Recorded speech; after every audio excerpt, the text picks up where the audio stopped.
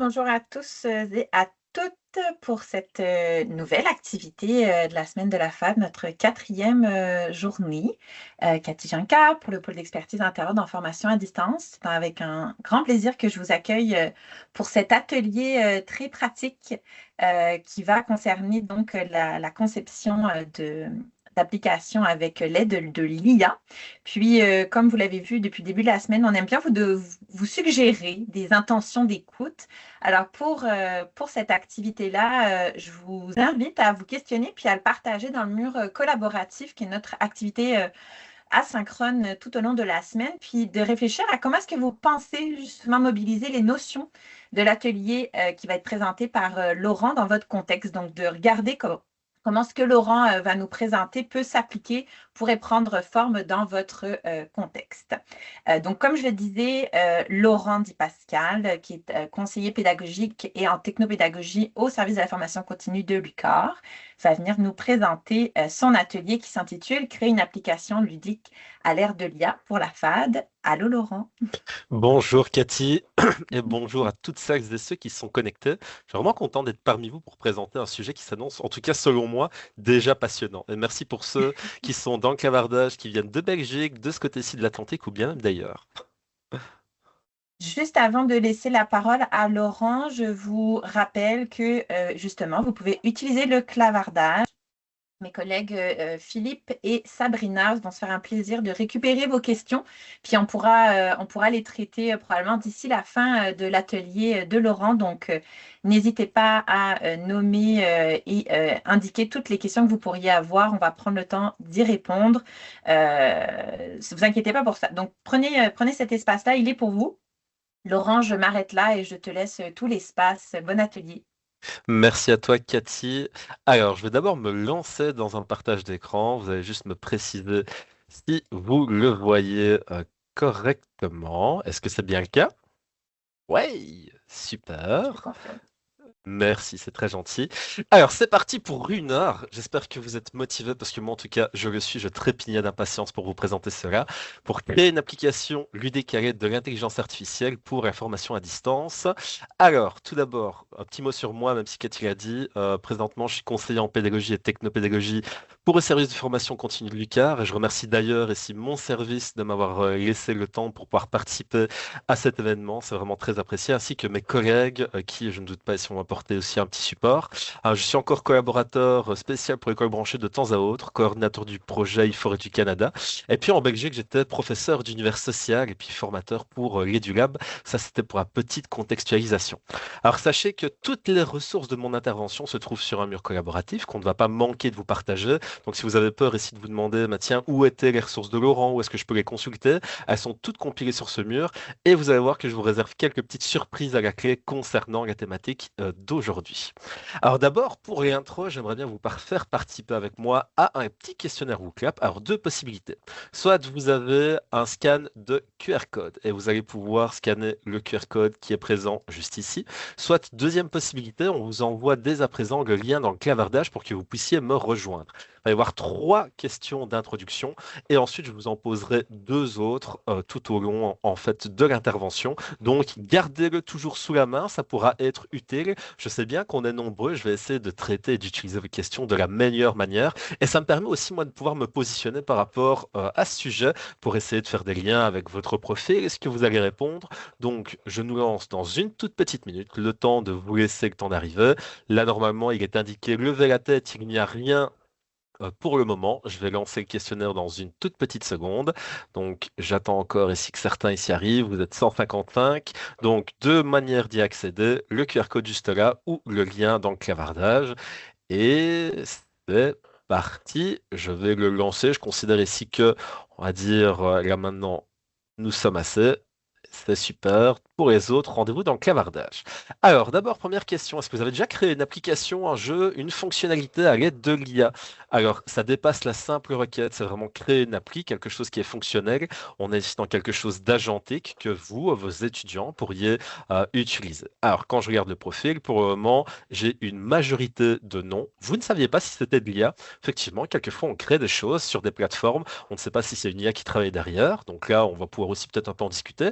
Pendant que vous êtes une minorité priorité à l'avoir fait, c'est super. Si vous avez déjà créé vous-même une application ou une fonctionnalité à l'aide du l'IA, vous n'hésitez pas à participer et à interagir dans le clavardage en expliquant quel était votre projet, quel était l'objectif, quels étaient les conseils que vous pourriez donner. Ça va nous permettre d'enrichir justement la pensée sur ce sujet, parce que moi, je vous apporte un éclairage, mais il faudra bien savoir ici que vous pouvez aussi, vous, avoir une expérience intéressante à partager.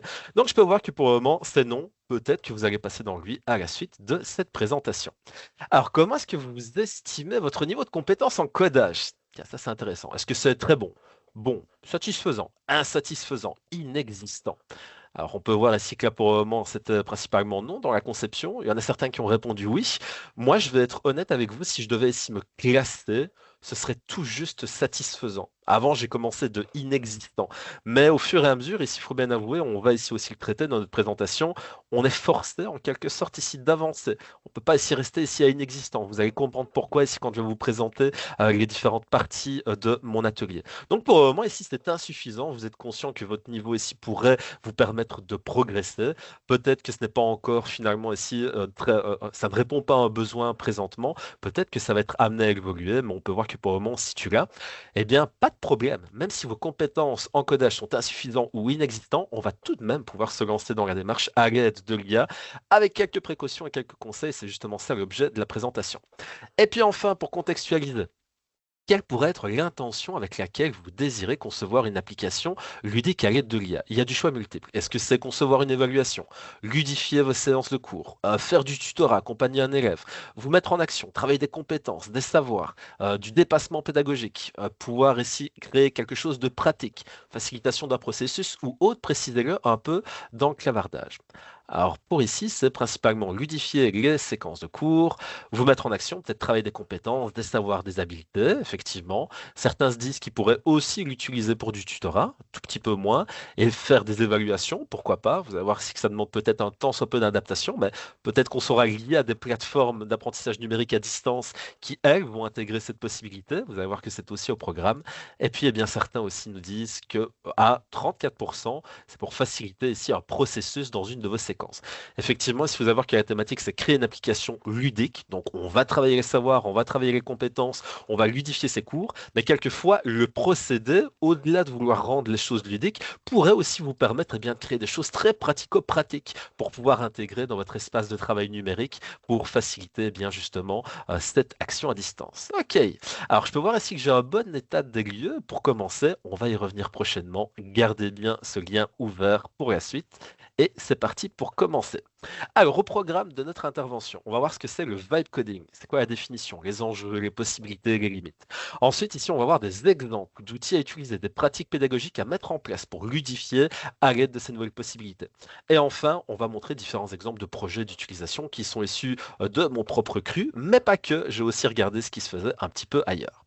Alors pour commencer, le vibe coding, c'est quoi? C'est un mot en fait un petit peu obscur, peut-être pour certains, et qui ne s'utilise apparemment peut-être déjà plus en fait dans le milieu du codage, vu l'échange qu'on a eu tantôt avec Sylvain, mais je pense que c'est quelque chose aussi d'intéressant à connaître pour votre propre littératie à l'IA. Donc le vibe coding, c'est vraiment une pratique qui va vous permettre d'utiliser l'IA pour pouvoir générer du code qui est fonctionnel à partir de une propre requête que vous lui faites. Donc en gros, vous ne savez pas coder, mais par contre, vous savez interagir avec l'IA. Vous lui dites, génère-moi un code qui va me créer une application. Ça, si vous faites ceci, c'est du vibe coding. Donc comme ça, on s'entend déjà ici sur le terme pour la suite de la démarche. Si vous faites ceci, vous avez déjà fait du vibe coding. Je vous ai également mis un petit lien à consulter qui pourrait être intéressant pour poursuivre la réflexion sur ces termes. Alors, quand on regarde un petit peu dans le monde du codage, parce que on considère peut-être ici que le monde du codage c'est un monde à part, le monde de l'enseignement un autre. Moi, je trouve qu'il y a un lien à faire, parce que je vous ai dit, moi, je suis avec des compétences tout juste satisfaisantes et je suis parti de l'inexistence. Le créateur ici en fait de Linux, Linus Torvald, lui, il trouve que c'est en fait acceptable de vibe coder tant que ce n'est pas utilisé pour quelque chose d'important. Tiens, c'est quoi cette chose importante? On va peut-être aussi le voir après. Alors, c'est une porte d'entrée fantastique pour ceux qui débutent, pour prototyper, et notamment pour ceux qui ne savent pas coder. Je voudrais bien que vous reteniez ici en fait ce qu'ils jugent être acceptable, tant que c'est pas important. On va voir ici d'essayer de définir ça. Et puis aussi pour des débutants comme nous, des novices, ça peut être quelque chose d'intéressant pour prototyper et le déployer rapidement. Alors, moi, j'ai eu aussi en fait des petites inspirations avant de me lancer dans le vibe coding. Par exemple, moi, les tout premiers trucs que j'utilisais, c'était PHP Colorado. Puis je trouvais ça le principe incroyable. Il y avait des manipulations à faire. Parfois, ça m'a été utile pour mon cours de géographie. Alors, pour ceux en fait qui ne savent pas ici ce que c'est PHP Colorado, je vais essayer tout de suite revenir une toute petite fois en arrière. On avait en fait le principe d'application où il y avait des choses ici très interactives qui étaient, on pouvait faire manipuler. Et en gros, eh bien, on utilisait cette appli pour pouvoir en discuter, pour pouvoir faire manipuler les élèves, mais tout ça en étant à distance. Dans un cours à distance, ça allait vraiment très très bien, comme en présentiel. Et donc, on a cette aspiration-là, j'ai toujours dit, mais c'est incroyable, mais je ne sais pas coder. Sauf que maintenant, en fait, eh bien justement, à partir de ces aspirations, on est capable de le faire. Mais ça demande une certaine démarche, en fait, pour pouvoir ici vibe coder. Tout d'abord, ici, vous allez partir ici, en fait, première étape de l'idéation. C'est quoi votre idée d'application? Elle va être en lien avec quoi? Avec vos objectifs, avec les compétences, avec les savoirs. Une fois que vous avez cette idéation, vous allez commencer à générer votre appli avec une requête qui va être détaillée, on va le voir après. Et puis, cette requête, elle va peut-être pas être suffisante parce que le résultat que vous allez obtenir, il va manquer un truc. Vous allez peut-être vouloir l'améliorer avec certains leviers ludiques et vous allez itérer. Et donc, il va y avoir une petite boucle d'itération qui va se faire juste là jusqu'à temps que vous ayez un résultat optimal où vous allez pouvoir le déployer. Ça, c'est vraiment ici dans les grandes lignes la démarche ici du vibe coding que je vous recommande. Et si vous ne faites pas d'itération, ça veut dire ici que vous donnez peut-être quelque chose parfois d'incomplet pour vos étudiants. Et là, malheureusement, ça va ici poser problème pour tout un tas de choses. La première chose pour laquelle ça pourrait poser problème, c'est que peut-être ici, en fait, au regard des référentiels et des contenus qu'on doit nous suivre, comme par exemple l'intégration responsable de l'intelligence artificielle dans les établissements d'éducation supérieure, bah, on nous dit ici qu'il y a des enjeux éthiques à respecter pour le développement ou le déploiement d'IA. Bah, et là, on est tout à fait là-dedans. Même si vous, pour vous, vous ne concevez pas réellement d'IA, c'est clair, le modèle existe déjà, le fait même ici, en fait, de concevoir une appli à l'aide de l'IA vous place dans une posture de respect éthique. Et là, on nous dit qu'il y a différentes étapes qui sont importantes, la conception, le développement, la mise à l'essai, le déploiement. Donc, en gros, est-ce que mes données sont biaisées? Est-ce que là, ici, je récolte ici et je surveille de manière abusivement? Donc, en gros, est-ce que je récolte des données, même sans le vouloir?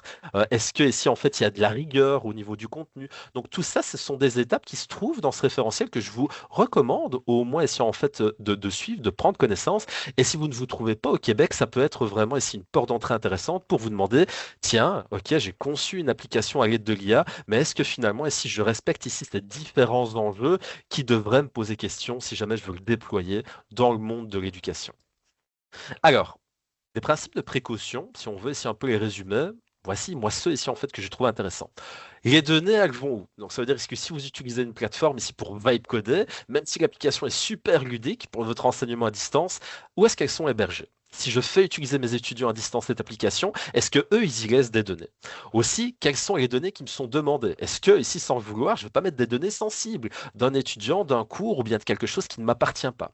Sur quoi repose l'outil? Sur quelle interface? Est-ce que en fait c'est en tout cas pertinent pour mon établissement, pour mon institution? Est-ce que mon institution ici accepte que je vais pouvoir utiliser ça? Et puis aussi, est-ce que je vais être capable un minimum d'expliquer ici en fait le fonctionnement du code? Parce que si vous ne savez pas un minimum expliquer ici en fait sur quoi il repose, bah, peut-être bien ici que ça en fait vous allez laisser échapper des choses qui sont somme toute quand même assez importantes. Et quand vous le déployez, jamais oublier ici en fait que même si c'est une plateforme externe qui a généré le code, vous êtes responsable ici de ce code et de la plateforme aussi que vous donnez. Alors, pour continuer ici en fait sur cette démarche ici, concernant les outils utilisés, comme je vous l'ai dit, est-ce que mon institution accepte? Par exemple, si mon institution valorise Office 365, bah, est-ce que je peux ici en fait me diriger ici vers une autre plateforme? Ça ici en fait, je vous demanderai ici d'aller regarder les cadres qui sont d'application ici dans vos différents établissements. Aussi, est-ce que ma requête, elle est sécurisée quand je vais vibe coder pour concevoir mon application ludique? Est-ce que sans le vouloir, comme je l'ai dit, je donne pas des données ou bien des choses qui ne m'appartiennent pas? Et puis après, ici, une fois que j'ai créé mon application, ouais, où est-ce qu'elle va être hébergée? Est-ce que je la laisse sur la plateforme? Est-ce que je la mets sur mon espace de travail numérique? Est-ce que ça va être hébergé encore ailleurs et puis alors après le mettre sur mon espace de travail numérique? Donc tout ça, je dois ici vraiment le mettre au clair avant de commencer à le créer.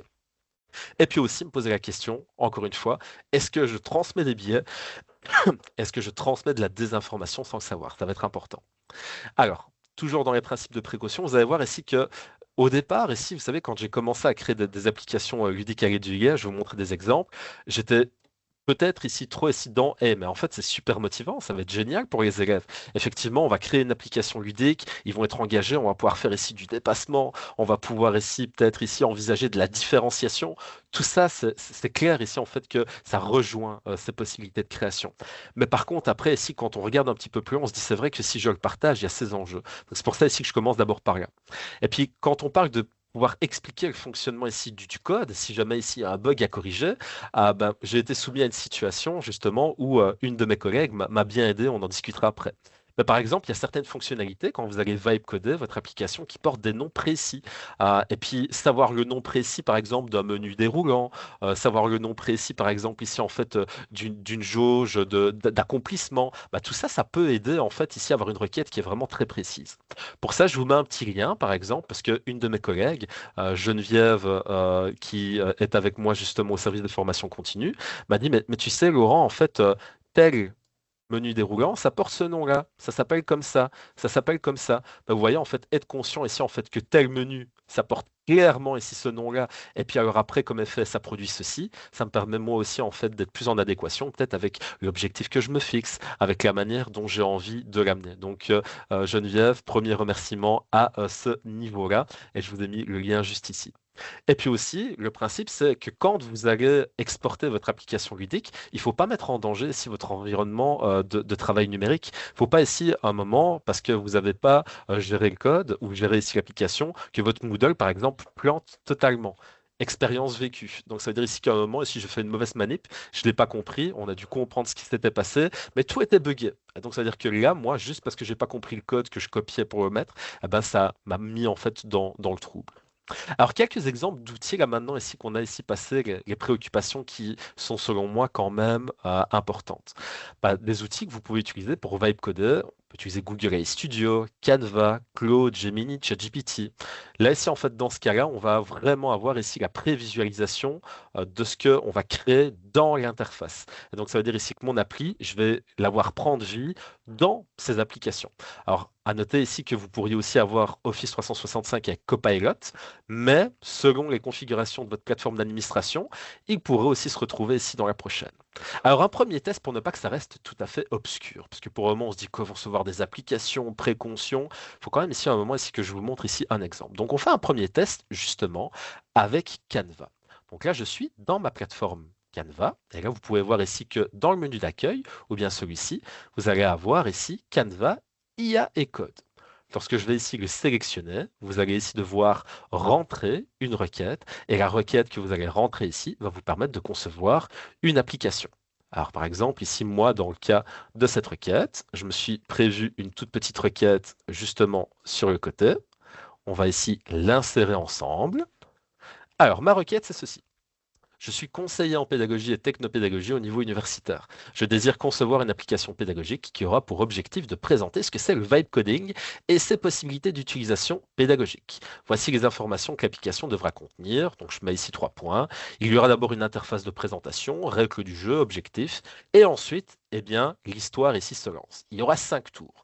Une jauge d'indicateurs se remplit selon les points que les utilisateurs souhaitent explorer. À la fin, je désire que l'utilisateur obtienne une rétroaction pour son profil.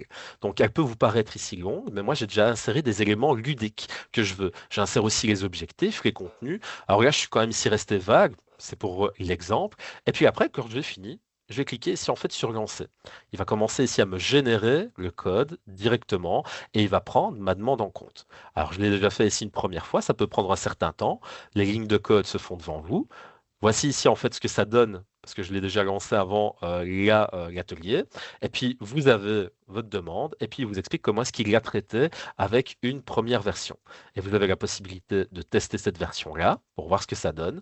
On peut voir ici en fait que les différentes parties s'y retrouvent, les questions également pour pouvoir évaluer en 5 tours ici en fait ce qui serait le plus intéressant ici en fait pour moi. On voit ici en fait que les informations ici s'accumulent. J'ai plutôt envie d'explorer ici le côté pratique du vibe coding, peut-être 25% d'outils. Et au bout des 5 tours, eh bien, il me fait ici justement une sorte d'évaluation de mon profil. Tu as plutôt envie ici d'explorer les outils, les pratiques. Voici en fait ce qu'on te demande ici en fait de pouvoir avoir comme prolongement. Et si je suis OK avec son fonctionnement, bah, je vais pouvoir ici cliquer sur publier. Ça va se mettre ici en fait dans mon interface Canva. je peux aussi afficher le code. Le code va m'être utile pour le copier, pour par après le mettre dans une autre plateforme. Donc, c'est-à-dire que j'ai ces deux possibilités à ce stade-là. Maintenant, ici, se contenter d'une première version, comme je vous l'ai dit, c'est certainement pas suffisant. Lorsqu'on l'a testé, peut-être qu'on va avoir des erreurs, peut-être qu'on va avoir des choses ici en fait qui sont potentiellement pas bonnes. Et je vais pouvoir lui dire, je désire que tu me prévois une interface de lancement où je peux choisir une langue. Voilà, par exemple français ou anglais. Traduis le reste en conséquence. Je me rends compte en fait ici que pour mon enseignement à distance, peut-être bien ici que je vais avoir affaire à un besoin ici de traduction. Voilà, je demande ici finalement ici pour une version 2 qu'il l'aménage au regard ici de ce que je lui ai demandé et il va reprendre le code ici en fait au départ pour apporter les changements ici qui doivent être apportés. Ça, ce que je viens de faire juste là, c'est une itération. Les itérations, vous pouvez en faire tant sur le contenu parce qu'il y a une erreur. Ce n'est pas exempt d'erreur, il faut faire attention, tant que sur les fonctionnalités pour apporter ici des changements quand même notables afin que ça puisse justement ici améliorer ici le procédé. Donc là ici je vais les laisser travailler, mais en tout cas ici c'est comme ça ici qu'on itère, on retournera voir peut-être après comment est-ce que cette modification a été appliquée. Et voici comment est-ce que après, lorsque je l'ai ici publié, eh bien j'obtiens ici en fait par après un lien que je vais pouvoir ici vous partager pour que vous puissiez aller utiliser ici cette même application. Alors, je reprends ici ma petite présentation. Est-ce que pour le moment ici ça va, Cathy, au point de vue des questions? Est-ce qu'il y a des personnes ici qui se posent ici certaines questions? Mais est-ce que ça va? Pour le moment, j'ai pas eu beaucoup de questions. Ah, il y a quelqu'un qui dit quand même, est-ce qu'on pourrait donner plusieurs requêtes dans une même itération? Oui, maintenant ici, moi, ce que j'aime bien faire, pour les itérations, en tout cas, c'est que je traite ici une chose à la fois pour après être certain ici en fait que ça vérifie correctement. Maintenant ici, on pourrait très bien ici mettre plusieurs itérations les unes à la suite de l'autre. Ça pourrait aussi fonctionner ici en fait sans trop de problèmes, je pense. Maintenant ici en fait, le problème c'est toujours de se dire, est-ce qu'il va bien prendre en compte ici le tout? C'est pour ça que j'aime bien ici faire une itération à la fois, entre guillemets, mais sinon, on peut ici faire les deux. Il n'y a pas ici d'enjeu, je pense. Moi, ma préférence, c'est en faire une à la fois, par exemple. Donc voilà. Alors, pour continuer, si je vous ai dit qu'il y a certaines interfaces ici où on peut faire aussi du vibe coding, mais qui permettent pas en fait une visualisation, comme on vient de le faire avec Canva. Par exemple, ici DuckDuckGo, qui permet ici en fait d'avoir ici une utilisation ici qui est safe, où nos données ici restent privées, génère bien du code, mais ne l'affiche pas. Copilot, ça dépend ici en fait si votre organisme l'a permis ou non. Je vais ici tout de suite le montrer après. Mistral, qui est une IA open source, permet aussi la génération de code. Dans ces cas-là, on va être soumis en fait à l'enjeu, mais j'ai quand même envie de tester mon code avec une prévisualisation un petit peu, et c'est en fait de la même manière que Canva, comme on a pu le faire précédemment, vous voyez, juste ici, mais je n'ai pas la possibilité de le faire. Donc, est-ce qu'il existe quand même une solution pour y arriver? La réponse, c'est oui. Par exemple, je vais utiliser Copilot, je vais générer le code, et puis ensuite, je vais aller ici sur une application qui s'appelle La Digital pour pouvoir le tester. Ça me permet de surpasser une contrainte technique ou organisationnelle tout en respectant un cadre éthique parce que DigiPen est une application qui est open source, qui vient ici de la galaxie La Digital et qui nous permet ici vraiment ici d'avoir un environnement sécurisé. Donc je vous fais tout de suite la petite démonstration. Là, cette fois-ci, je suis dans Copilot. Donc là, ici, vous pouvez voir ici que dans Copilot, j'ai exercé ici une même requête. J'ai un code HTML qui m'est fourni. Je vais ici pouvoir aller copier le code. Et ensuite, lorsque je vais dans ma partie ici, en fait, DigiPen, qui se trouve, hop, hop, hop, juste là. Donc là, ici, DigiPen, pour rappel, c'est présent aussi sur le site de la Digital. Donc la Digital, tout est sécurisé parce qu'ici, ça respecte ici les données du RGPD. Et puis ici, on a ici, en fait, une application qui me permet d'éditer. Je vais ici aller cliquer sur Utiliser. Je peux créer une nouvelle page. Et puis ensuite, on me demande eh bien, d'insérer mon code. Je vais juste faire ici un copier-coller. Et puis alors après, je peux voir se visualiser ce qui a été généré d'un côté et de l'autre sans avoir la prévisualisation. C'est comme ça que moi, je surpasse une contrainte technique et que je vérifie, même si j'ai pas de prévisualisation dans une des applis, si mon application ludique pour l'enseignement à distance, elle est bien responsive, elle respecte toutes les données que je désire vraiment ici mettre en avant. Alors là, vous pouvez voir ici que depuis notre petit test, eh bien, Canva a correctement travaillé. J'ai une version 2, j'y reviens, et j'ai même la possibilité là maintenant ici d'aller choisir français ou anglais. Seulement, ici quand je le teste, c'est toujours pas ici en fait responsive, il y a quelque chose ici en fait qui coince. Je vais devoir ici retourner itérer, et je fais comme ceci jusqu'à temps ici que l'application ici m'aide à avoir ici le résultat. Quelquefois vous allez itérer, ça ne va pas produire ici le résultat voulu, et donc vous allez devoir retourner ici entre guillemets au travail. Alors, là maintenant, ici que je vous ai expliqué comment surpasser la contrainte de génération ici du code, on peut ici en fait se demander, mais qu'est-ce qu'on peut mettre dans notre descriptif de notre application. Là, vous pouvez voir ici que tantôt, ici, j'ai rentré une certaine requête. La requête, ici, en fait, je ne vais pas ici vous refaire ici tout le déballer, mais vous savez bien qu'il faut dire, ben, pour bien faire, quel est notre contexte, qui on est, c'est quoi notre objectif, quelles sont ici en fait les choses qu'on veut ici vraiment voir se retrouver, donc le format, est-ce que l'on a des contraintes? Ça, c'est une manière de générer une requête pour l'IA qui doit être vraiment un prérequis pour tout le monde. Maintenant, si vous voulez générer une application qui est ludique, il y a d'autres choses qu'on va pouvoir ici se demander, ici en fait, qu'il faudrait intégrer. Et je vous conseille de vous poser ces questions. Ça va être quoi votre game design? Donc ça, c'est justement ici en fait un concept qui vient ici du monde du jeu vidéo, mais en gros, votre appli, est-ce qu'elle va avoir un design particulier qui incite ici à être engagé, qui incite vraiment à ce qu'on y joue, à ce que ce soit ici ludique et motivant? N'oubliez pas ici en fait que ça reste un outil. Et puis la thématique ici de la semaine de la FAD ici en fait le note bien, l'humain qui est derrière ici va insuffler les idées ici en fait qu'il veut voir ici transmettre et créer. Et puis alors aussi, justement, ici cet humain, le pédagogue que vous êtes pour l'enseignement à distance, va se demander c'est quoi les leviers ludiques que j'ai envie de mettre dans cette application que je vais créer. C'est quoi les fonctionnalités que j'ai envie d'ajouter. Exemple, une traduction de langue, français, anglais. Exemple aussi, eh bien peut-être ici en fait des étoiles à gagner si jamais je réponds correctement à des bonnes questions, une barre de progression. C'est quoi les fonctionnalités aussi pour l'inclusivité? Vous avez la possibilité de générer vous-même des applications qu'on aurait mis du temps à développer pour des élèves à besoins particuliers. En étant au courant ici de ces besoins particuliers de nos étudiants, est-ce qu'on ne peut pas intégrer à un moment dans la conception de l'application, eh bien justement, une partie pour cette inclusivité? Par exemple, ça peut passer ici par une différence de contraste. Vous savez ici que des élèves à vous eh bien, ont besoin ici de certaines polices, de certaines contrastes parce qu'ils sont dyslexiques. Vous allez prévoir ceci dans votre requête en disant, je voudrais bien ici qu'à l'aide d'un bouton, mon appli change d'apparence. Aussi ici, est-ce que vous proposez une structure par niveau? Débutant, intermédiaire, avancé, et aussi comment est-ce que vous allez pouvoir permettre à l'étudiant de garder une trace. Quand vous avez répondu à ces questions-là, eh ben, vous allez pouvoir commencer à générer votre appli. Comme point de départ, dans cette appli, pour la création de cette appli, vous avez ici plusieurs portes d'entrée. D'abord, vous faites un texte qui est descriptif, une requête comme je l'ai décrite précédemment. Vous pouvez aussi vous baser sur une image, un schéma, un prototype, que vous auriez même fait vous-même avec un crayon, ou bien que vous auriez aussi généré ici par l'IA. Vous pourriez très bien si vous vous basez sur quelque chose d'un peu modulaire comme ça. Et c'est cette image qui va faire ici office de maquette que l'IA va traduire. Une capture d'écran également ici, parce que vous avez envie de recréer une fonctionnalité que vous avez vue, peut aussi faire l'affaire. Ou bien vous avez aussi accès à un fichier et puis là, eh bien, ça va définir justement le contenu qui va être transféré dans la création. Mais dans tous les cas, une bonne requête, c'est indispensable. C'est pas parce que vous partez d'une image ou d'un fichier que ça va être le cas. Une fois que vous avez compris le principe, vous allez pouvoir ici donner vie à des données qui sont statiques. Et donc passer du statique au dynamique, moi je trouve que c'est vraiment ici en fait un point qui est intéressant par le vibe coding.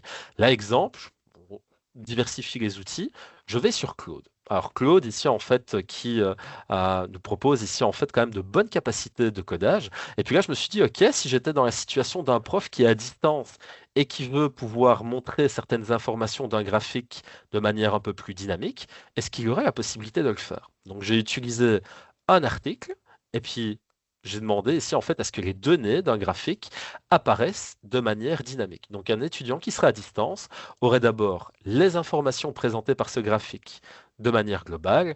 Il y aurait ici en fait des informations qui d'abord étaient présentées statiques où il peut interagir, voir ici les différentes catégories. Je marque toujours la source, c'est important.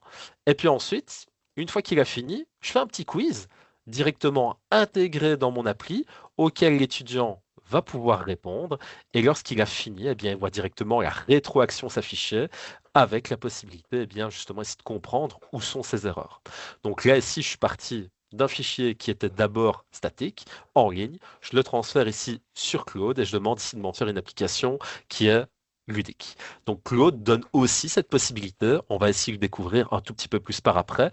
Mais moi, c'est ce que j'aime vraiment particulièrement avec le vibe coding, c'est que vous allez pouvoir donner vie à des informations qui ne bougeaient pas. Alors, un autre point de départ, je vous l'ai dit, ici en fait, c'est l'établissement d'une requête. Moi, je vous propose justement ici en fait un autre exemple dont je me suis servi et qui pourrait aussi vous aider dans un contexte d'enseignement à distance. Vous avez des ressources que vous voulez présenter à vos étudiants. Vous en avez marre ici en peut-être des PowerPoint très traditionnels et vous avez envie de rendre les choses plus interactives. Eh bien, vous allez peut-être prendre vos informations, vos propres ressources et vous allez les intégrer ici en fait dans une IA. Là, je me base toujours sur Claude, mais sachez ici en fait que c'est pas exhaustif. Si les fonctionnalités vous le permettent, vous pourriez faire ça avec une autre interface d'IA. Et puis là, j'ai demandé de me générer un code HTML. L'application doit pouvoir permettre d'être dirigée vers certaines ressources, pouvoir permettre de comprendre ce que c'est la thématique de mon atelier. Ça doit me permettre ici d'avoir accès à toutes les ressources et ça doit me permettre ici d'être évalué sur ces ressources. Résultat, qu'est-ce que ça donne? Eh bien là, ici, en fait, je pars d'un fichier. Je ne sais pas si vous avez vu, mais je vous ai partagé au tout début un mur collaboratif. Celui-ci, vous y avez directement accès. Il se présente comme ceci. Ça, c'était la première version. Et puis, je me suis un peu challengé. Je me suis dit, est-ce qu'il y aurait moyen de faire autre chose avec ce mur collaboratif? Et donc, j'ai exporté toutes les données ici, en fait, qui sont présentes sur mon mur. Et puis, alors après, je me suis dit, ce serait intéressant si on créait, en fait, une application qui nous permette de visualiser tout ce contenu. Et puis, j'ai créé exactement la même chose, mais sous la forme d'une appli en vibe coding. Alors j'ai dû quand même itérer quelques fois parce que ça n'a pas donné évidemment ici les résultats escomptés pour commencer. Toujours est-il que là maintenant, je vous présente la deuxième version de mon mur collaboratif pour la thématique de cet atelier. Vous avez toujours sur Claude, à l'aide d'un petit lien de partage, mes ressources et avec un petit exercice de positionnement. Et vous avez même la possibilité de tester vos connaissances. Donc, par exemple, vous avez 5 questions. Je reprends toujours le même principe pour pas que ce soit trop long. Est-ce que vous êtes plutôt avancé avec la programmation? Est-ce que vous êtes plutôt débutant? Est-ce que vous avez envie de découvrir des outils? Est-ce que vous êtes ici plutôt ici pour un enseignement en classe? Est-ce que vous avez envie d'avoir ici un article de théorie? Est-ce que vous avez envie d'y mettre du long terme? Et puis alors après, ici en fonction, il vous recommande des articles en fonction de votre profil. Et puis, si vous avez envie de vous tester, c'est toujours le même principe. Vous avez quelques petites questions avec des rétroactions ici qui sont directes et immédiates. Mais tout ça, je l'ai fait à partir du contenu de mon mur collaboratif en itérant et en vous ayant mis la requête de départ. Mais ça nous donne très rapidement, je pense que ça m'a mis 30, 40 minutes, ouais, peut-être 30 minutes pour arriver à ce résultat-là. Et puis après, j'étais satisfait, j'ai tout vérifié. Et puis si vous descendez un peu plus bas, ben, vous avez même des informations qui me permettent de me rejoindre pour la suite, que j'ai rajouté dans un deuxième temps. Donc ça a été pas très compliqué en fait à créer. Ce qui est le plus compliqué après, c'est de se demander finalement dans quel scénario je vais l'utiliser, de quelle manière est-ce que je vais pouvoir réintégrer dans mon enseignement à distance, en respectant aussi potentiellement, et pas potentiellement, mais de manière adéquate, les enjeux que je vous ai cités au tout début. Alors la démonstration ici en fait de son utilisation. Claude, on va dans un second outil pour y aller de cette manière-là. Donc avec Claude, quand je suis connecté, je vais avoir aussi en fait une interface qui me permet de la visualiser. Lorsque je vais ici en fait aller rentrer ma requête, je vais aussi avoir ici cette même démarche de je peux visualiser le code, je peux ici en fait le copier, et puis je vais pouvoir ici en fait télécharger également, ça c'est la petite particularité en fait de certaines applications de vibe coding, directement mon application. Là, ici, en fait, c'est un fichier en HTML. Vous allez voir que le fichier en HTML, quand vous allez concevoir votre application ludique, va être vraiment très intéressant pour un enjeu qu'on rencontre parfois, justement, en enseignement à distance. Cet enjeu ici, c'est l'accessibilité quand on n'a pas de réseau. Là, ceci, je suis obligé en fait de le consulter lorsque je suis dans un enseignement en ligne. Mais si à un moment, il m'arrive de ne plus avoir de réseau, qu'est-ce que je fais? Ben, on a déjà ici une partie de solution et je vais y revenir par après. Mais après, dans les faits, c'est toujours le même principe. Si vous avez compris en fait avec une première interface, vous avez compris pour une autre. Vous avez la possibilité de faire votre requête, d'ajouter des éléments et des fichiers. Moi, par exemple, pour partir de celui-ci, je suis parti d'un export en zip qui était ici en fait toutes les données de mon mur collaboratif. Le mieux que je puisse vous conseiller, c'est de tester les types de fichiers en ayant toujours ici le droit et la propriété sur ceci, c'est important. Et puis après, l'IA va ici faire son bout de chemin, utiliser vos données pour créer une application ludique ici avec ces mêmes leviers. Alors, en parlant ici en fait de levier ludique, on l'a dit tantôt, ici on s'est posé ici différentes questions, mais itérer, ça demande vraiment ici potentiellement d'ajouter certaines choses qui, pour moi ici, vont être le corps ici de la requête. Est-ce que vous allez instaurer un système de pointage, comme je l'ai dit, avec des points, avec des pourcentages? Est-ce que vous allez faire une barre de progression? Là, vous avez pu voir ici dans les deux applis que je vous ai montrées, je prévois ici une progression ici qui est affichée pour l'étudiant. Est-ce que vous avez un but à atteindre, une histoire, un storytelling? Est-ce que vous avez ici du temps à disposition? Est-ce que vous mettez ici des niveaux de progression? Est-ce que vous instaurez un système de badge? Tout ça, pensez-y quand vous allez designer ici votre appli, parce que ce sont ici autant de choses ici que votre application de vibe coding va être capable de pouvoir créer avec vous et de vous accompagner. Ne vous passez pas de ces possibilités. Peut-être qu'elles seront pertinentes en partie, totalement, mais mises en perspective avec vos besoins, ça risque d'être très intéressant. Alors, quelques exemples pour aussi amener un point de contextualisation. Quand je crée une application en vibe coding, la contextualisation est importante parce que un étudiant qui va tomber ici à distance sur votre appli, il va se dire qu'est-ce que je fais en fait avec ça? Comment est-ce que je dois l'utiliser? Et ça ici, vous voyez, ça peut poser problème parce que vous n'êtes pas toujours à côté de lui ici dans un enseignement à distance pour lui dire. Et donc contextualiser, prévoir une page avec des objectifs de jeu, les règles du jeu, et puis alors après, ici lui proposer de commencer l'utilisation de l'application, c'est un prérequis qui est selon moi indispensable pour que votre application ait du sens. Celle-ci venait par exemple ici des guides d'activités Scoop de l'école branchée où on avait réfléchi à une application qui permettait de voir la projection des jobs dans le futur à l'aide de l'IA. Aussi, ne vous passez surtout pas d'une rétroaction quand vous allez concevoir votre application ludique. Vous avez ici la possibilité de dire ici ce qui était bien fait, ce qui pourrait être amélioré. Faites-le. Encore un deuxième exemple à partir d'une simulation quand on a fini, où on nous dit bah, quels sont ici en fait les points ici qui pourraient être améliorés. Alors, pour pouvoir déployer son application, on va avoir plusieurs possibilités. Soit on passe directement ici en fait par l'interface elle-même. Là, autre exemple, j'ai créé ici une petite appli en web coding avec de Gemini. On peut tout à fait le faire. Et lorsque j'ai fini de concevoir mon application, je peux directement la partager depuis Gemini. Attention cependant, et c'est parce que quand on permet le partage d'une application directement depuis l'interface, est-ce que ici vos données sont sécurisées? Est-ce que vous avez besoin ici de faire un compte à un étudiant? Donc ces enjeux-là ici en fait ici se construisent. Mais en tout cas ici vous avez là l'exemple que c'est extrêmement ici possible de le faire également à l'aide de Gemini, toujours ici en fait avec la même démarche. Si je suis sur mon interface Gemini et que je veux ici en fait commencer à faire une application en vibe coding, eh bien là ici je vais aller directement à l'aide du petit plus dans les outils. Et puis là par contre je vais prendre la fonctionnalité Canva. Dans la fonctionnalité Canva, je vais ici pouvoir lui rentrer ce que je veux, comme dans les autres choses ici que j'ai proposées précédemment. Là, par exemple, je vais reprendre la même requête. C'est vraiment ici pour vous montrer à quel point ici, c'est pas tant ici la technique qui est compliquée, parce que finalement, et regardez, je reprends la même requête.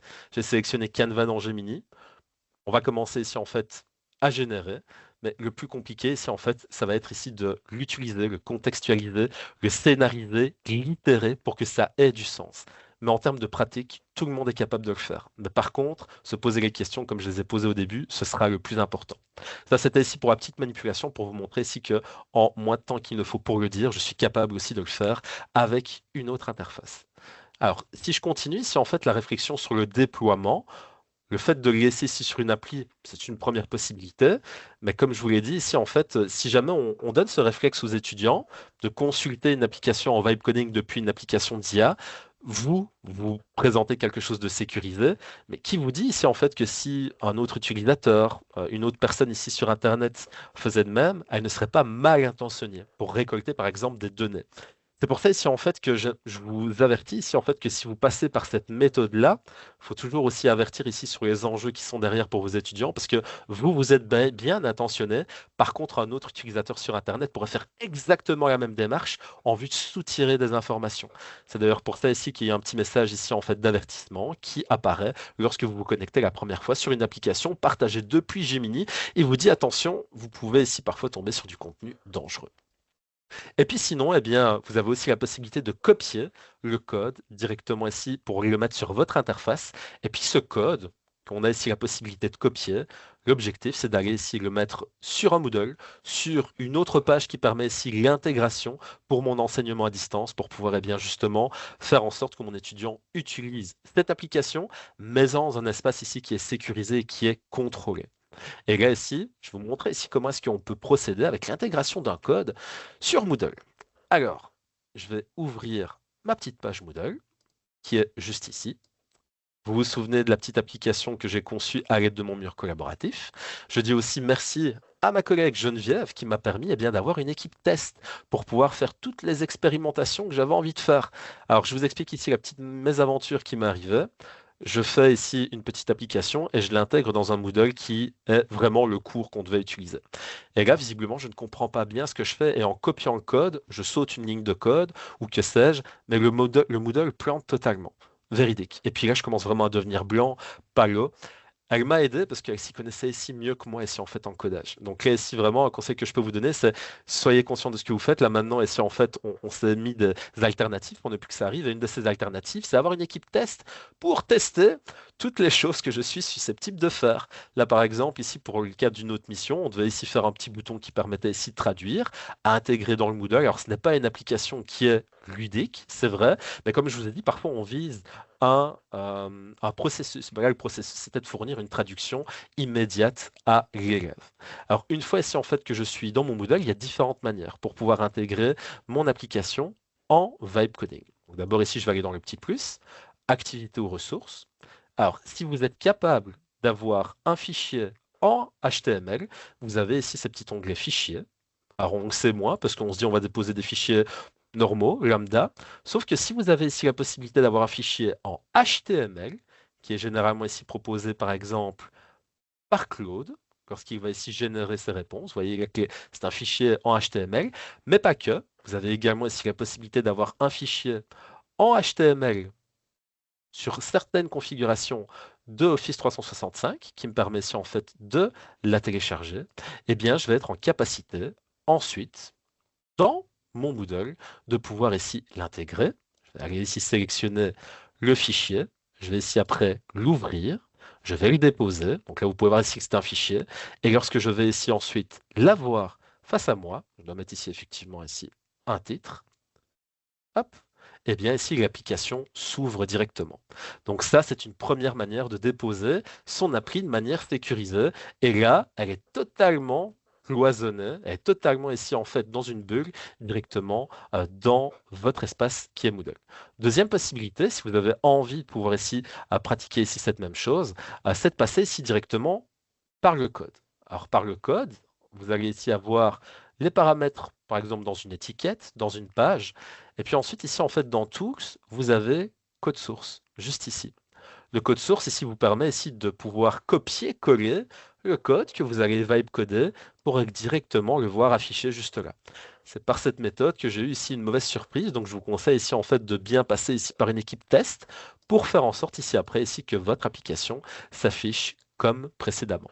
Ça, c'est les deux manières que j'aurais envie ici de vous proposer. Cathy, est-ce qu'on aurait par hasard des questions à cette étape-là? Dis-moi. Écoute, j'ai beaucoup de questions là. Je ne sais pas dans quel. Est-ce que toi, tu as encore des choses à nommer? Alors, j'ai encore des choses à nommer, mais qui vont venir après. Donc, là, peut-être ici que je vais ici accélérer ici pour aller ici jusqu'à la fin, si tu veux. Oui, vas-y comme ça, et puis on posera les questions dans un dernier temps, si ça te va. Ok. Donc, petit conseil, si vous générez du code, peut-être parfois vous n'êtes pas à l'aise, vous pouvez anonymiser le code. Vous pouvez le préciser dans la requête. Par exemple, ici, si vous devez absolument rentrer des noms, courriel ou téléphone, anonymisez-le et puis demandez ici à le compléter par la suite. Ça peut être quelque chose ici de très utile pour l'héberger sur son ENA de manière, en tout cas, ici bien sécurisée.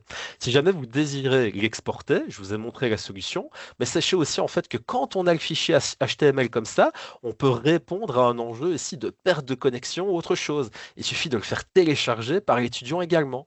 Alors, je vous montre ici ce que ça donne. J'avais coupé volontairement le Wi-Fi sur mon Mac. Donc là, vous pouvez voir ici que je suis totalement déconnecté. Mais si j'ouvre le fichier HTML, eh bien ici, en fait, l'application s'ouvre exactement de la même manière. Et donc là, on a peut-être justement une contrainte qu'on peut surpasser à l'aide de cette pratique en fournissant notre fichier à quelqu'un ici qui va être momentanément bien, dépourvu de connexion. Donc, je vous conseille peut-être d'envisager ça pour de la résilience dans votre pratique. Et puis enfin, bien, si vous avez envie de pouvoir toujours aller dans l'utilisation ici hors ligne, moi, ce que je trouve intéressant, c'est que on limite l'utilisation des réseaux. Ça a un moindre coût. On a une protection des données là, ici qui est vraiment ici totalement déconnectée. Et puis pour ceux qui auraient peut-être pas toujours ici du Wi-Fi, on a une pratique qui est un peu plus équitable grâce au vibe coding. C'est ça aussi que je trouve quelque chose de très intéressant. Pour l'hébergement des données, et puis alors après, si on en aura fini pour ce point-là, vous pouvez choisir un moment ici d'héberger votre code sur GitHub, peut-être que certains l'utilisent, ou bien sur Codeberg, qui est une alternative RGPD qui se trouve en Europe. Les deux ici, en fait, ont leur sens. Moi, ici, c'est vrai ici que je préférais ici Codeberg parce que ça respecte le RGPD, donc aussi la loi 25, mais il y a quelques petites euh, il y a des choses ici en fait qui ne sont pas si permises de faire ici qui sont permises avec GitHub, mais j'ai pas envie d'en rentrer dans le détail juste là. Peut-être que ça parlera aussi à certains. Et puis dans des exemples ici en fait de création que j'ai pu faire, en début d'année, ici, j'ai pu donner des ateliers dans une école primaire de Rivière-du-Loup. C'était les explorateurs de l'intelligence artificielle. Alors, dû à leur âge, ils ne pouvaient pas, ici, en fait, eux, utiliser l'IA. Mais par contre, ici, ce qu'on a fait, ici, et ce que j'ai fait, c'est que j'ai créé tout un tas d'applications en vibe coding pour pouvoir, développer leur propre littératie à l'IA. Et puis ça, ce que ça a permis, c'est de vraiment ici travailler cet aspect-là, parler d'IA sans aller sur l'IA, même si moi, ici, en fait, je crée, en fait, ces possibilités. Un petit exemple d'application créée qui fait du sens, une application qui vous permet d'avoir un regard sur le coût écologique des générations. Il y a 20 tours et puis il y a aussi différents détours. On peut faire le choix soit d'utiliser l'IA, soit de ne pas utiliser l'IA. Ça reste bienveillant, mais en tout cas, à la fin ici du jeu, on a ici un regard sur notre consommation en lien ici avec l'utilisation de l'IA ou non. Ça me servait ici vraiment ici d'objet d'activité. On en discutait, on dit, est-ce que vous étiez au courant ici en fait que ça consommait autant d'énergie l'IA de cette manière-là? J'aurais pas du tout été si capable de le faire de manière aussi interactive si je n'avais pas pu vibe coder ma propre application. Je vous la laisserai tester jusqu'à la fin, juste là. Et puis alors après, moi, ce que ça a donné en termes vraiment ici de rendu en classe, c'est des élèves qui sont engagés, qui sont motivés, qui sont concentrés ici dans les activités. J'avais du mal à les faire sortir. Donc l'aspect ludique et motivant, il n'est pas ici à sous-estimer vraiment. Et si je vous conseille de bien s'y veiller à ça. Et puis, dernier aspect, si vous désirez ici créer vos propres applications, il y a encore un outil dont je n'avais pas ici en fait parlé, c'est Google AI Studio. Je me suis lancé quelques challenges. Par exemple, est-ce que je suis capable de créer une application de balado qui entremêle génération d'IA et mes générations? La réponse est oui, j'y suis arrivé. Le lien est dans mon mur collaboratif. Par contre, sachez que si vous allez dans Google AI Studio, vous devez ici être conscient que si vous partagez votre application en vibe coding depuis Google AI Studio, vous pouvez potentiellement donner accès à des données à vos utilisateurs. Et donc, si vous voulez respecter ici cet aspect de transparence et d'éthique, vous devez ici afficher ici tel que présenté juste là des conditions d'utilisation. Moi, si je partage mon application ici fait sur Google AI Studio, qui est hébergée sur Google AI Studio, je dis attention, c'est gratuit, mais l'API peut utiliser vos données pour s'entraîner, pour avoir des révisions humaines. Vous devez vous-même respecter le droit d'auteur. Vous devez ici, quand vous avez généré le contenu, faire preuve de transparence. J'informe les choses ici en fait sur lesquelles on doit mettre au courant l'utilisateur. C'est ultra important. Ensuite, pour l'interface en elle-même, sachez ici en fait que c'est quelque chose d'assez simple à prendre en main.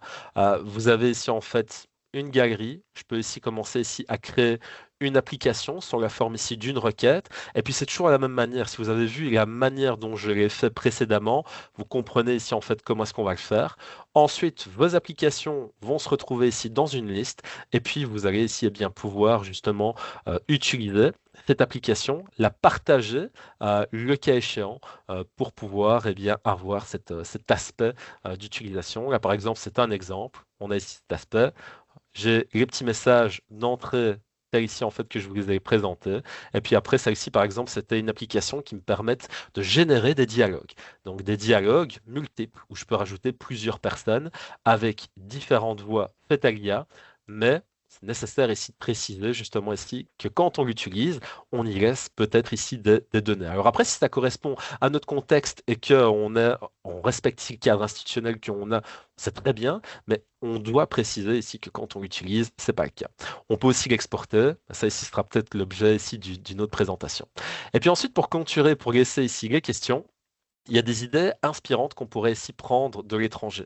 Par exemple, ici en France, ils proposent la forge numérique. Les enseignants qui vibe code et qui créent des applications peuvent déposer le code et le rendre accessible à leurs étudiants dans un espace qui est sécurisé.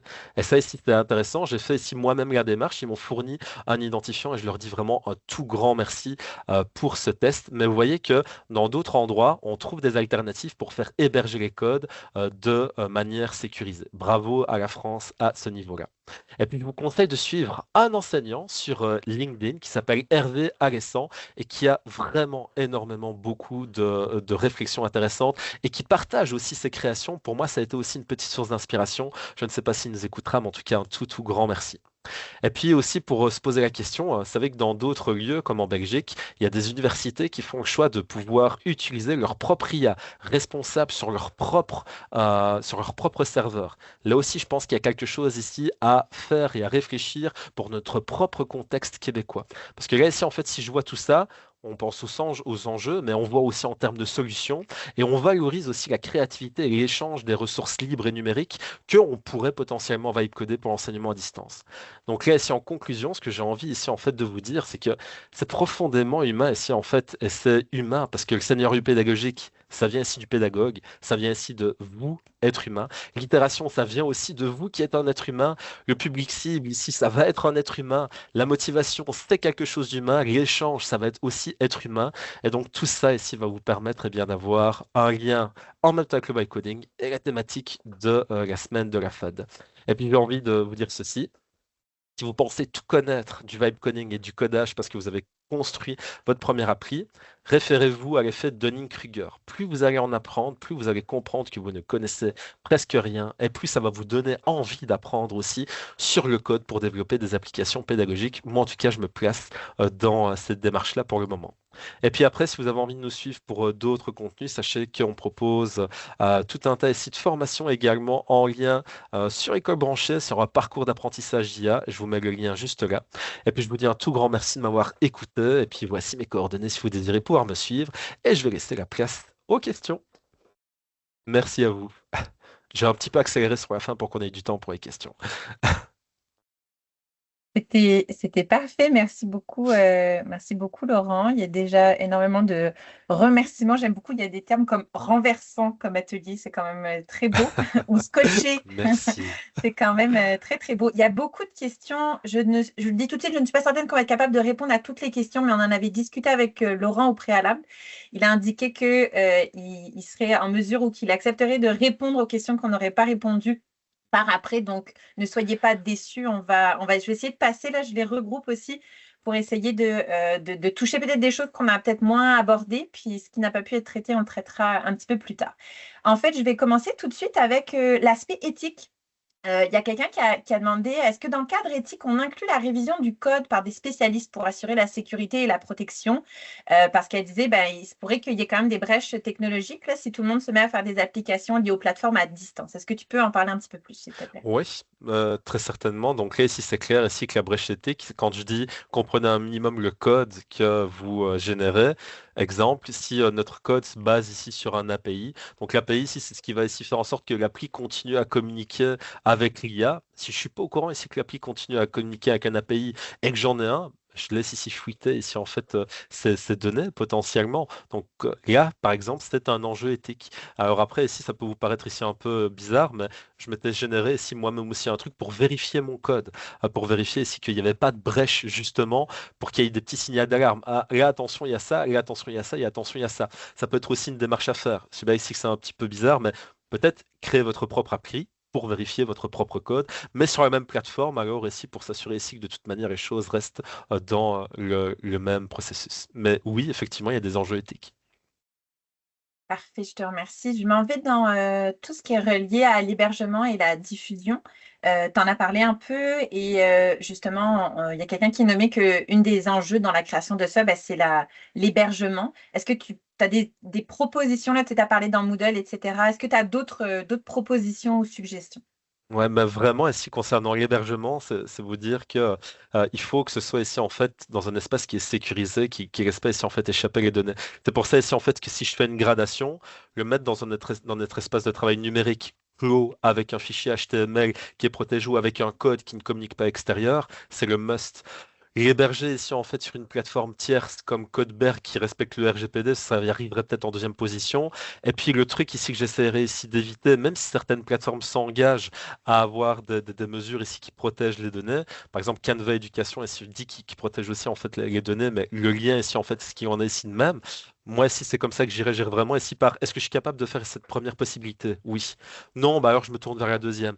Non, je me tourne vers la troisième, mais je prends toutes les précautions pour avertir les étudiants, que je prends toutes les précautions pour vérifier que je ne laisse pas ici évacuer des données, justement, quand je fais compléter moi-même ici mon exercice. J'espère que ça répond à la question. Je pense que oui, je m'excuse. En même temps, je regarde. Ah, ben, justement, peut-être dans la même veine, Gino demande, est-ce que les données de l'utilisateur de l'application sont stockées dans une base de données? Alors, bah, ça dépend lesquels en fait. Si quand on dit les données, il faudrait qu'on s'entende sur les données, parce que si par exemple tu te connectes avec un compte sur Google AI Studio, bah, tes données ici en fait sont déjà stockées. Donc que tu utilises après une application sur Google AI Studio, bah, tes applications elles étaient déjà quand tu t'es connecté de toute manière. Après, on peut aussi se poser la question, si je crée une application en vibe coding sur Canva et que je récolte des informations, Mhm. bah, c'est sûr et certain ici en fait que si j'ai pas, comme je l'ai dit, anticiper dans ma requête quelles informations allaient être récoltées. Bah, si à un moment je demande nom, prénom, classe, bah, je me mets ici déjà en porte-à-faux par rapport ici à ce que je dois normalement faire. Donc c'est un petit peu ici en fait sous deux aspects. Ça dépend de moi, de ma requête, mais ça va aussi dépendre ici en fait de la méthode de partage et de connexion sur la plateforme. Bon, parfait. En gros, là, je retiens quand même de bien planifier son projet en amont et d'avoir une bonne vision claire là, de ce vers quoi on veut aller pour Mm, limiter, en tout cas, ou réfléchir aux stratégies à mettre en ouais. place. Parce que c'était ludique, c'était motivant. Enfin, moi, je me suis amusé à faire ça parce que ça va être ludique et motivant pour les étudiants, mais pour vous aussi. Bah, par contre, il faudrait pas ici qu'après vous tombiez ici en fait de votre chaise parce qu'on vient vous dire tu as fait un truc que tu pouvais pas. C'est pour ça ici que j'ai d'abord commencé par tous les enjeux parce que moi, ce que j'ai envie ici, c'est de vous dire et la pratique est vraiment très innovante. Mais il faut avoir une vision de cette innovation pour qu'on puisse ici l'appliquer ici dans un cadre ici qui est porteur. Donc, ne perdez jamais ça de vue, vraiment. J'ai aussi envie de te poser une petite question sur la pérennité. Il y a quelqu'un qui dit, ben justement, s'il y a des modifications qui doivent être apportées dans quelques mois, est-ce que l'intelligence artificielle sera efficace dans cette situation-là? Comment est-ce qu'on gère ça, cette pérennité? Mm. Alors, la pérennité, moi, je la gère ici en fait de deux manières. D'abord, si je construis une application en vibe coding, admettons ici en fait que je vais la faire pour un projet. Là, pour le moment, présentement, je suis dans un projet où je dois le faire énormément. Je vais me faire un dossier sur ma plateforme où je vais juste ici me rappeler ici en fait que cette application est dans cet endroit et que je peux ici aller la remodifier. Alors, il faut être capable ici après ici d'aller reprendre, par exemple, la conversation. On a été dans Claude, on a été ici en fait dans Copilot, on a été dans Canva. Mais si vous retournez si en fait dans la conversation vous avez commencé à vibe coder, vous pouvez la modifier. Mais si vous perdez en fait ici cette conversation, bah, il va falloir ici que vous alliez ici directement aller faire copier-coller avec le code. Ça va être un petit peu plus fastidieux. Donc la pérennité, c'est d'abord ici dans le classement et dans le fait que vous allez devoir vous souvenir ce que vous avez utilisé. Surtout si vous utilisez plusieurs outils à la fois. Et alors après, ici concernant ici l'évolution des outils, pour le moment, d'après ici ce que je peux voir, mais bien échu celui qui sait prévoir l'avenir, les outils ici évolue plutôt ici en fait en se bonifiant au niveau ici du code. Maintenant, si jamais ici on a peur ici que ça régresse, le fait de copier directement le code lui-même et le mettre dans un fichier Word pour après le réappliquer, bah, je peux aussi en fait le recopier et le mettre dans un autre outil qui serait plus performant après. Excellent. Alors, on arrive à la fin, donc on passera à travers les questions s'il en manque. Je vous assure qu'on va y répondre par après. La petite dernière, on nous avait demandé si ton Canva, tu pourrais rendre la présentation disponible en format PDF, Oui, si c'était possible. Et si aussi, je pense que les ressources que tu as fournies seraient libres de réutilisation.